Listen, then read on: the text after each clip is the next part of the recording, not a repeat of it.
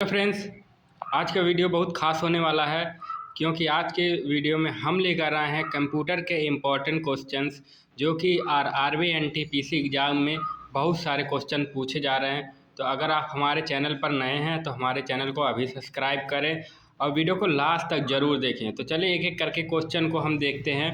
पहला क्वेश्चन है कि कंप्यूटर के जनक किसे कहा जाता है? तो इसका आंसर होगा B, Charles Babbage.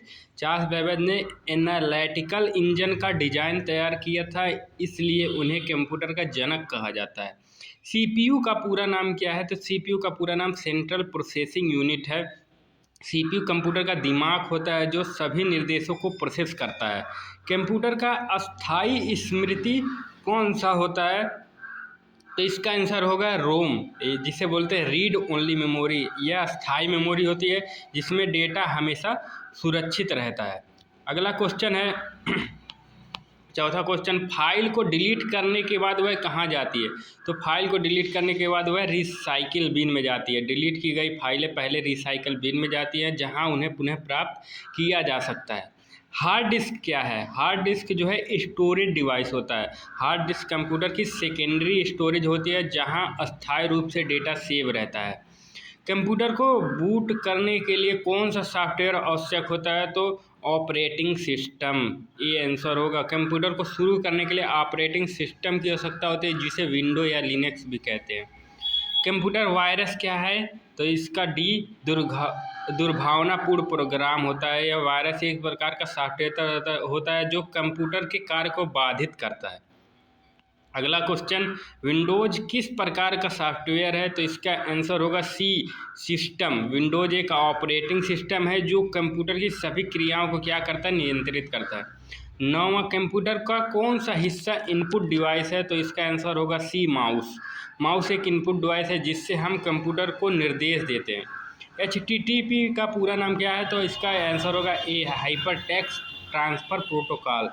Hyper text transfer protocol जो वेबसाइट और ब्राउज़र के बीच डेटा ट्रांसफ़र करता है। रैम का पूरा नाम क्या है? तो रैंडम एक्सेस मेमोरी। रैम अस्थायी स्मृति है जो कंप्यूटर के कार्य करते समय प्रयोग होती है। सबसे तेज़ मेमोरी कौन सी होती है? सबसे तेज़ मेमोरी कैश मेमोरी होती है जो सीपीयू के सबसे नज़दीक होती है और सबसे तेज़ गति से काम करती है। इंटरनेट का जनक किसे कहा जाता है? तो विंटन सर्फ और बॉब कॉन ने टीसीपी आईपी का विकास किया जो इंटरनेट की नींव है। तो इसका आंसर सी है। कंप्यूटर का कार्य प्रणाली किस सिद्धांत पर आधारित? तो इसका आंसर सी होगा, IPO, input process output.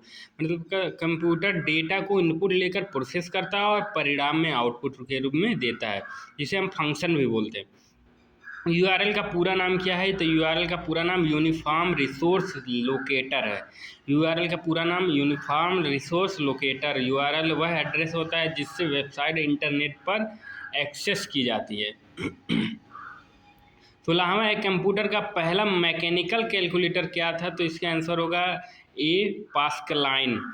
Basic Pascaline ने यह मैकेनिकल कैलकुलेटर 1642 में बनाया था।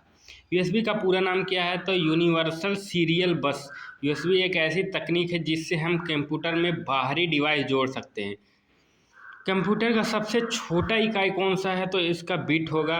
बिट कंप्यूटर डेटा की सबसे छोटी इकाई होती है जिसका मान 0 या 1 होता है।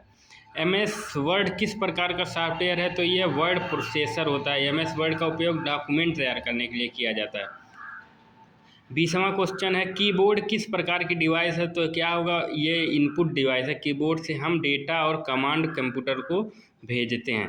कंप्यूटर की मस्तिष्क इकाई किसे कहते हैं? तो CPU, central processing unit, computer का मस्तिष्क होता है जो सभी निर्देशों को प्रोसेस करता है।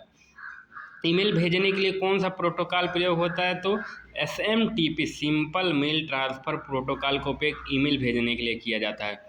वेबसाइट देखने के लिए किस सॉफ्टवेयर का उपयोग होता है? तो ब्राउज़र जैसे क्रोम, फायरफॉक्स की मदद से हम इंटरनेट पर वेबसाइट खोलते हैं, जो ऐसे ओपेरा मिनी भी कह सकते हैं। अगला, कंप्यूटर की गति को किस में मापा जाता है? तो हर्ट्ज में मापा जाता है। कंप्यूटर के प्रोसेसिंग स्पीड को गीगाहर्ट्ज में मापा जाता है, तो आंसर सी होगा। कंप्यूटर डेटा को किस रूप में समझता है? तो डी आंसर होगा। बाइनरी डेटा को समझता है, 0 या 1 को बस। वेब पेज को अपडेट करना क्या कहलाता है? तो रिफ्रेश करना कहलाता है। किसी वेब पेज को दोबारा लाने की प्रक्रिया को रिफ्रेश कहा जाता है।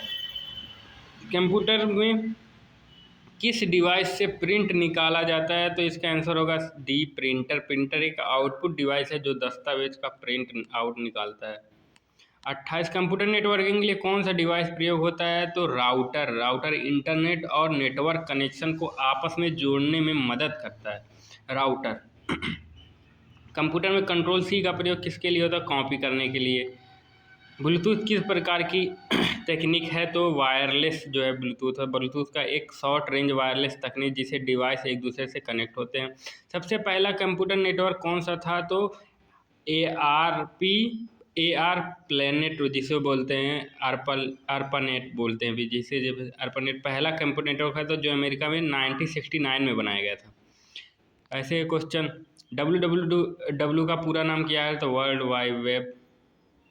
कंप्यूटर के हार्डवेयर और सॉफ्टवेयर को जोड़ने वाली इकाई कौन सी है? तो ऑपरेटिंग सिस्टम। जो क्या करती है? कंप्यूटर के हार्डवेयर और सॉफ्टवेयर को जोड़ती है, तो ऑपरेटिंग सिस्टम। गूगल क्रोम क्या है? तो ये ब्राउजर होता है।